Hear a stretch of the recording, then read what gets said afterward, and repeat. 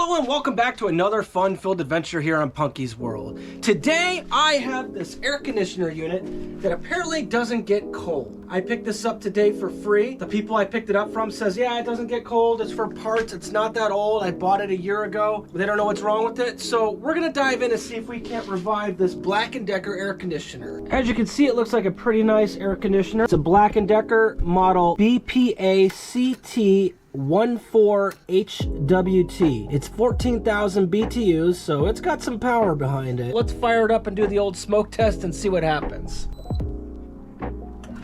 Oh, I heard the compressor kick on. That's good. Right now it's just regular temperature. Ooh. Actually, it is cooling a little bit. Then again, it just started up, so it does take time. Let's look around here for a second. The compressor has already started, and I don't see the fan spinning. Inside of there is the fan, and that's supposed to be spinning, and it is not currently spinning.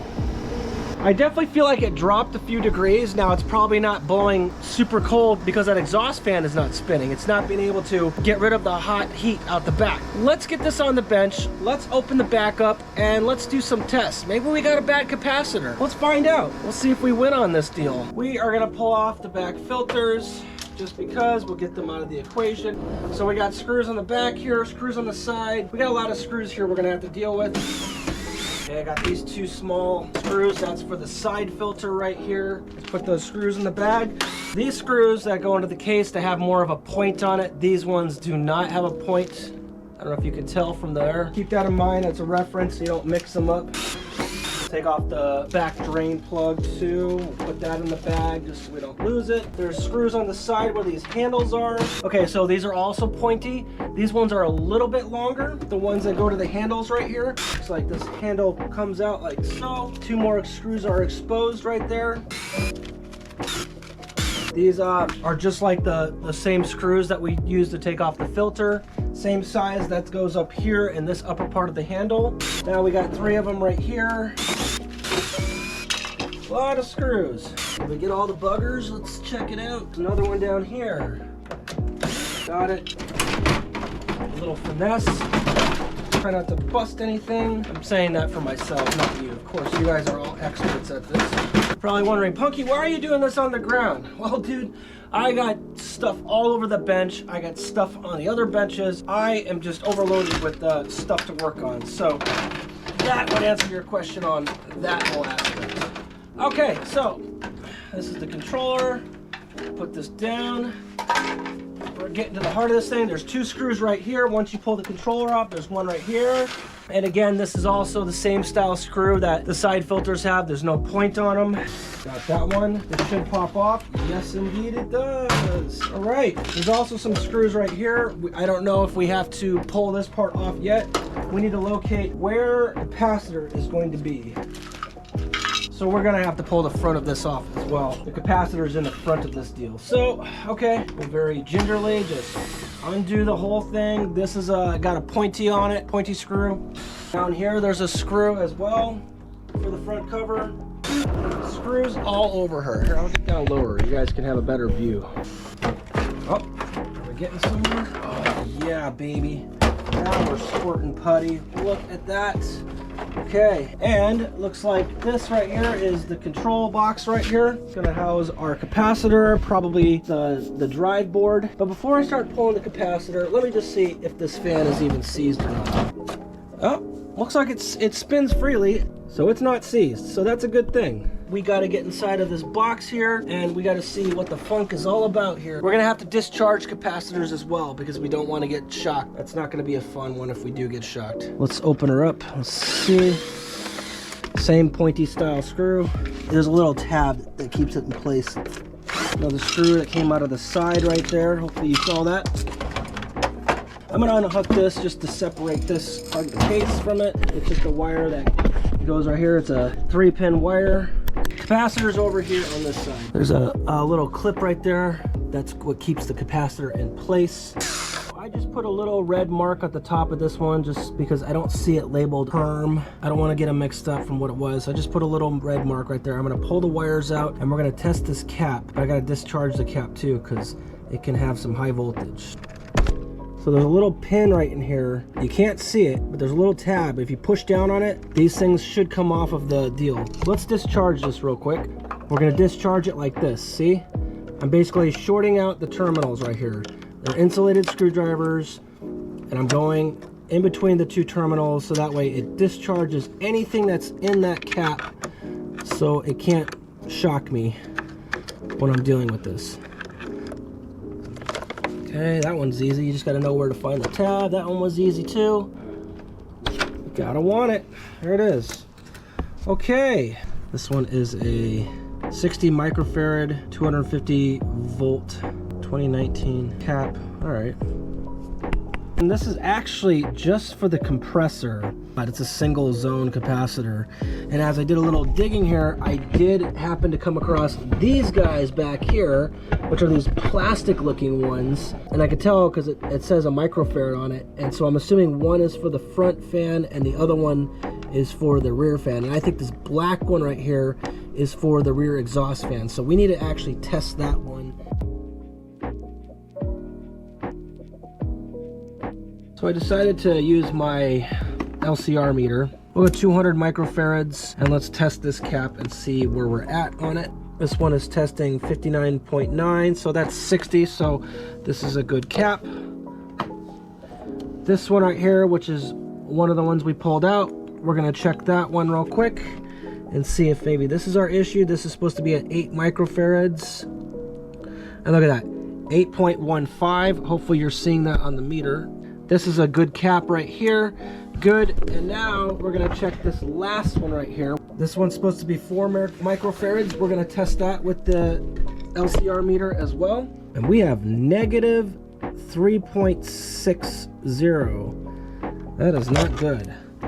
It shouldn't be reading negative like that. That's crazy. So that one is the smoking gun. I'm gonna see if I have one in stock, and maybe we'll get lucky. If not, we'll just order it and put it in, and it should make our no exhaust fan start issue go away. So we shall see. My art of salvaging and saving old air conditioner parts has paid off. This one I actually have a spare one of, because there was an actual unit that I took apart of one of these because it had a freon leak or something massive went wrong with it. So I saved the control board, I saved the capacitors, and lo and behold, I have the right capacitor. We're gonna test it real fast. We'll see what the meter is telling us. And we're getting 3.83, which that's intolerance. There's no negative on there. So I call that a win. That's a W. We're gonna swap out this old one right here, pop it in, and partially put it together before we put it completely back together and see if she fires. If she does, then it's a win. We put it back together and we got ourselves a working air conditioner. I'm gonna hook it back up. My camera work's not that great, but you know, when you're a one-man show and you're trying to film this shit, just gotta deal with what you got. Okay, cool. Now let's put the other cap back in. We'll connect the red to here, and all these other ones go to here. Pop this back in. Let's see if it fires up. We gotta hook in this portion because I believe this is for the temperature side, so it knows what the temperature is. Power it on.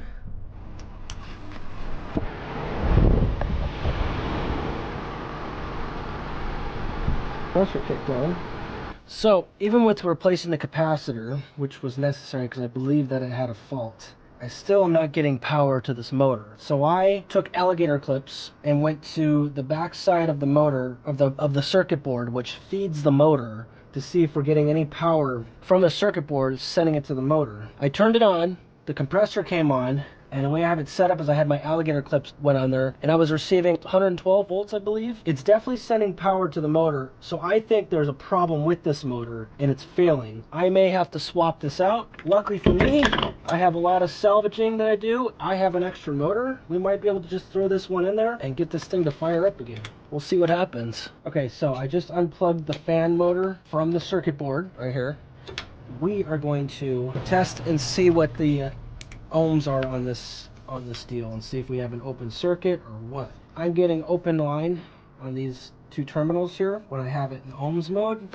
We have either a thermal fuse that's blowing in the motor or the winding is just f***ed. We have a bad motor. Luckily, I'm Mr. Salvage Guy. I actually have another motor here. We might be able to use this one and get this thing back online.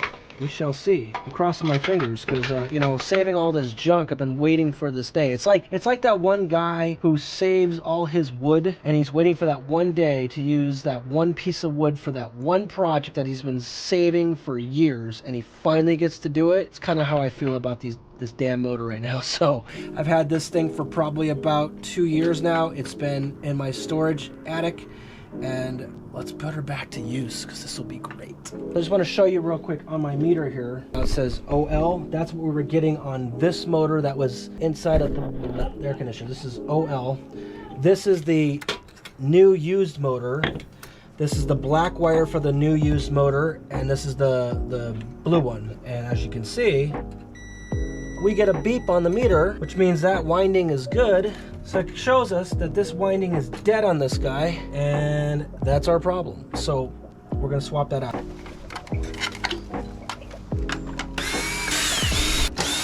Still all the same size. There's two of them. There's one right there and there's one right there. They're pretty much all the same. And we'll take this little chingadero out here. Yeah, okay. It wasn't that special. Okay, so this right here, it's like a little deal down here. You're gonna need a stubby or some pliers to take that off. This wheel should pop off. So we'll use this guy right here. It's cute, isn't it? Let's see, come to Papa. Yeah. Okay, the wheel's off like that. Perfect. Now, we're gonna remove this whole motor deal right here.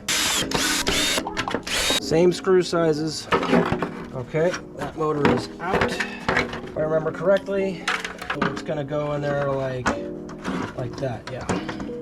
Okay, cool. Now we can put our screws back in for this motor. We can put our fan blade back on. Same hub size. Let's see. Look at the other blade. Slightly smaller.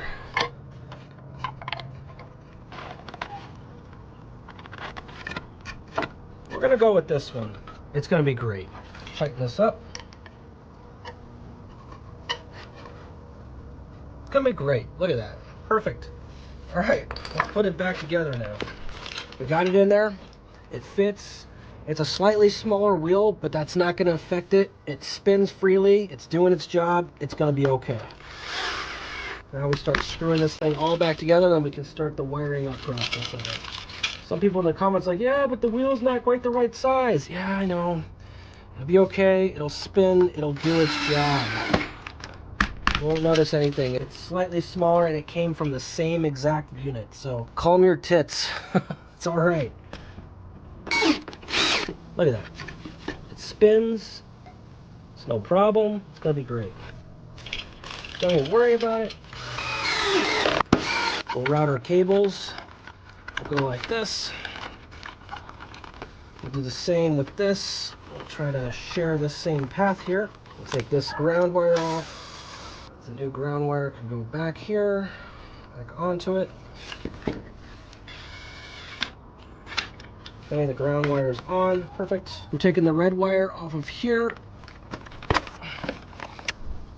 Red wire is going to go back onto here. Then we have a blue wire from this harness that's going to connect up down here. We're going to send this other black one up here, and that's going to connect up to the top. And we'll put a nice little zip tie right there to make it perfect. Okay, cool. I think we have hooked up enough. Let's test it out and see what happens. Okay, those are in there. The caps are hooked up. Yeah, the harness isn't put there perfectly yet, but let's just see if she fires up. Let's see if we have any luck. Look at that. The fan is blowing, and we have a rear motor working again. I call this a win. This is fixed, especially because the parts that I have salvaged were from another unit I got for free, which had Major freon leaking issues, same unit. It was no good. Oh yeah, it's nice and cold too. Holy potatoes. Whoa. So it's a win. Now we just got to put it back together. Let's see what temperature we're getting on this bad boy right now. It's dropping. Oh yeah, look at that. Yeah, we just turned it on and it's dropping. Oh my goodness, this thing's great. Okay, well, a little diagnosing and we figured out our problem there, so this is a good thing. Let's put it back together and get this baby up for sale. So I've had nothing but camera problems. It's been crazy. It literally shut off. The back screen first shut off on the camera. Long story short, I put the unit back together. It's running great. It's nice and super cold. That fan that we put on that was a little bit smaller works perfectly. No noise from it. We're chilling. We're doing good. The compressor hasn't turned off once, so it is working. I have my meter at the back exhaust port.